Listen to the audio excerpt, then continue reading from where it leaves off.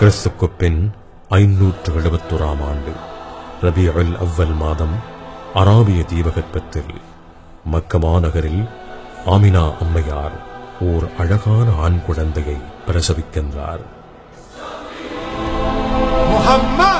முஹம்மத் என அக்குழந்தைக்கு பாட்டனார் அப்துல் முத்தலிப் பெயர் சூட்டுகின்றார். முஹம்மத் பிறப்பதற்கு சில மாதங்களுக்கு முன்பே தந்தை அப்துல்லா மரணமடைந்திருந்தார். பண்டைய அராபிய முறைப்படி ஹலீமா அம்மையார் பாலூட்டுவதற்காக முஹம்மதை தத்தெடுக்கின்றார்.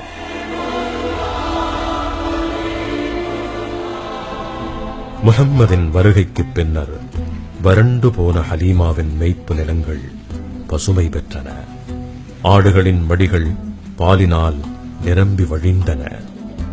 ஹலீமாவின் வாழ்க்கை வசந்தமானது.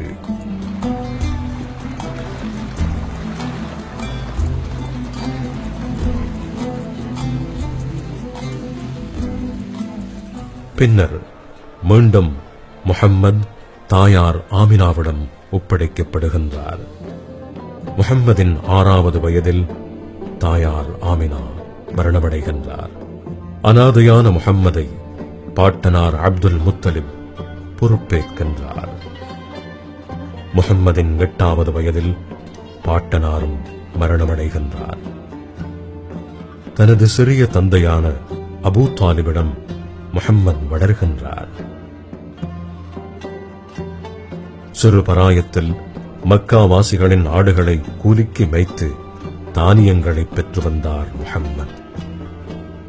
இதன் காரணமாக கல்வி நடவடிக்கைகளை மேற்கொள்வதற்கான சந்தர்ப்பம் முஹம்மதுக்கு கிடைக்கவில்லை.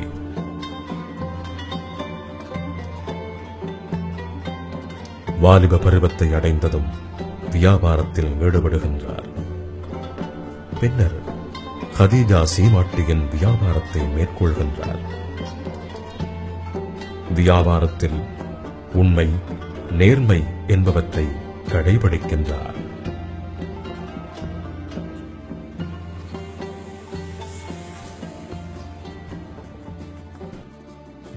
விதவையான ஹதீஜா அம்மையார் முஹம்மதின் நற்குணங்களைக் கண்டு வியந்து போகின்றார். ஹதீஜா அம்மையார் முஹம்மதை திருமணம் செய்து கொள்கின்றார். திருமணத்தின் போது ஹதீஜா அம்மையாரின் வயது 40, முஹம்மதின் வயதோ 25. இவர்களுக்கு காசிம், ஜைனப், ருக்கையா, உம்மு குல்சூம், ஃபாத்திமா, அப்துல்லா என்று 6 குழந்தைகள். முஹம்மத் சிறுவராகவும் இளைஞராகவும் சமூகத்தில் நற்பெயரை பெற்றிருந்தார். உண்மை மற்றும் நம்பிக்கை மிக்கவராக திகழ்கின்றார். இதனால் முஹம்மதின் சமூகம் அவருக்கு அல் அமீன், அஸ்ஸாதிக் போன்ற உயரிய புனைப்பெயர்களை சூட்டுகின்றது. சிறுவர்களிடம் அன்பு காட்டுகின்றார். பெரியவர்களை மதிக்கின்றார். மக்களிடம் காணப்பட்ட மூட பழக்க வழக்கங்களை வெறுக்கின்றார் முஹம்மத். மது, மாது, சூது என்பவற்றில் மக்கா வாசிகள் இன்பம் கண்ட போதும் முஹம்மத் அவற்றை புறக்கணிக்கின்றார்.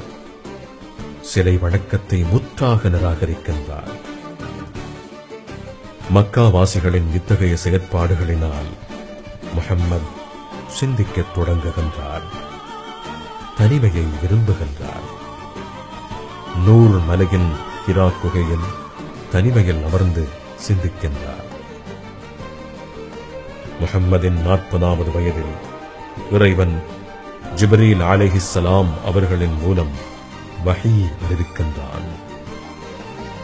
முஹம்மத் நபியாக அந்தஸ்து பெறுகின்றார்.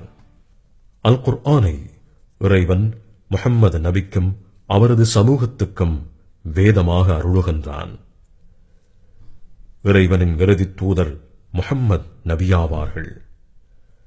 அன்று முதல் தனது அழைப்புப் பணியை இரகசியமாக மேற்கொள்கின்றார்கள்.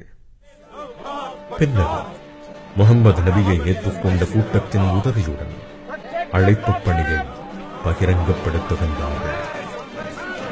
இதனால் பல சவால்களை சந்திக்கின்றார்கள், துன்புறுத்தப்படுகின்றார்கள். இறைவன் ஒருவனே, அவனது தூதர் நானே என மக்களை ஓரிரை கொள்கையின்பால் அழைக்கின்றார். தனது நட்பண்புகளாலும் முன்மாதிரியினாலும் சந்தித்த சவால்களை வெற்றி கொள்கின்றார். சிலை வணக்கமும் மூட நம்பிக்கைகளும் தகர்த்தெறியப்படுகின்றன. அழைப்பு பணியில் 4 திசைகளுக்கும் நபித்தோழர்கள் புறப்படுகின்றனர். ஏகத்துவ பிரச்சாரம் தீவிரப்படுத்தப்படுகிறது.